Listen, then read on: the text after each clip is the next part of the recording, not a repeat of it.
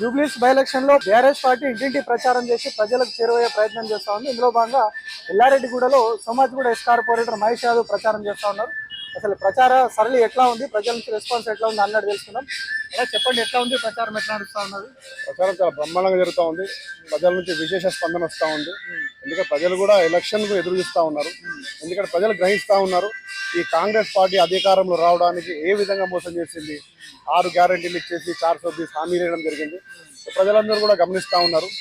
మహిళలకు ఇస్తాన 2500 రూపాయలు ఇవ్వలేదు, వృద్ధులకు ఇస్తాన 4000 రూపాయలు పెన్షన్ ఇవ్వలేదు, అలాగే దివ్యాంగులకు ఇస్తాన 6000 పెన్షన్ ఇవ్వలేదు, విద్యార్థులకు స్కూటీలు ఇస్తా అన్నారు, అవి కూడా ఇవ్వలేదు, రైతులను కూడా మోసం చేయడం జరిగింది.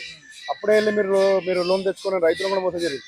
సిటీలో కూడా ఇప్పుడు అందరు రైతులు సిటీలో లేరు, కానీ మాక్సిమం అందరు కూడా మేము బాకీ కార్డు తీసుకొని ప్రతి ఇంటికి వెళ్తే వాళ్ళే మాకంటే ముందుగా చెప్తా ఉన్నారు మాకు ఈ పథకాలు ఇచ్చి మోసం చేయడం జరిగింది. కేవలం అధికారంలో రావడానికే ఈ కాంగ్రెస్ ప్రభుత్వం మాతో ఓటీపించుకుంది అని. ముఖ్యంగా యువత కూడా ఉద్యోగాలు వస్తాయని చెప్పి భరోసాతోని వీళ్ళకి ఓటేయడం జరిగింది.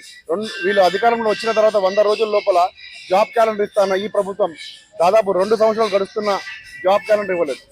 యువతను కూడా మోసం చేయడం. ప్రతి ఇంటికి వెళ్తే యువత కూడా అంటా ఉన్నారు మాకు జాబ్ క్యాలెండర్ ఇస్తాన ఈ ప్రభుత్వం చూడడానికి మమ్మల్ని మోసం చేసింది. ఈ ఎలక్షన్లో ఖచ్చితంగా మేము ఓటు ద్వారా ఈ ప్రభుత్వాన్ని మా యొక్క మొత్తం తీరిపోతుంది. వీళ్ళు చేసిన తప్పు ఒప్పులు కూడా ప్రజలకు కూడా మళ్ళీ వివరించడం జరుగుతుంది.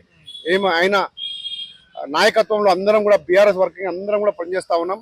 కార్యకర్తలను కూడా సైనికులుగా పనిచేస్తా ఉన్నాం. డెఫినెట్గా ఈ యొక్క జూబ్లీస్ బై ఎలక్షన్లో మాగంటి సునీతమ్మ గారిని భారీ మెజార్టీతో గెలిపించుకుంటామని మా కార్యకర్తలందరూ కూడా ధీమా వ్యక్తం చేస్తా ఉన్నాం. అయితే నిన్న నవీన్ యాదవ్ కొన్ని వ్యాఖ్యలు చేశారు.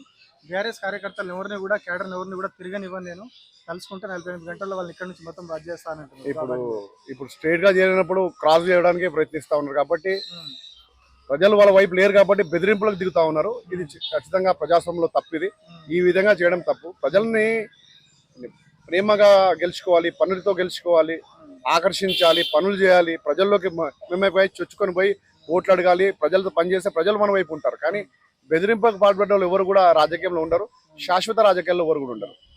కాంగ్రెస్ పార్టీ అధికారంలో ఉంది కాబట్టి మాకే ఓటేస్తారు అన్న ధీమాతో ఉంది. కానీ ప్రజల నుంచి ఎట్లా రెస్పాన్స్ వస్తుంది? ప్రజలు ఏమంటారు? ప్రజలను ఎన్ని రోజులు బెదిరిస్తారు? ఎప్పుడు ఈ ప్రభుత్వం ఎప్పుడు కూలిపోతుందో వాళ్ళకే నమ్మకం లేవు. మంత్రులు ఒక విధంగా కొట్లాడుకుంటా ఉన్నారు. ఈ లోపల్స్ అని కూడా బయటకు వస్తా ఉన్నాయి. మన కొండ సురేఖ విషయం కానీ ఇంకా వేరే విషయాలు కానీ మంత్రులకు అంతా సఖ్యత లేదు. ప్రభుత్వం నడపలేక చేతులు ఎత్తేస్తా ఉన్నారు. అంటే మన స్పీకర్ గారు కూడా స్టేట్మెంట్ ఇవ్వడం జరిగింది. మేము చాలా సర్ప్లస్ బడ్జెట్ అనుకో వచ్చాము, చూస్తే ఇక్కడ ఏమీ లేదు కాబట్టి మేము హామీలు ఇచ్చినా మేము నెరవేర్చుకోలేకపోతున్నాం అని చెప్పి స్వయంగా స్పీకర్ గారే చెప్పారు, ఆయన స్టేట్మెంట్ చెప్పారు. కానీ ప్రజలందరూ కూడా గమనిస్తా ఉన్నారు వీళ్ళు ఏ విధంగా మోసం చేశారనేది.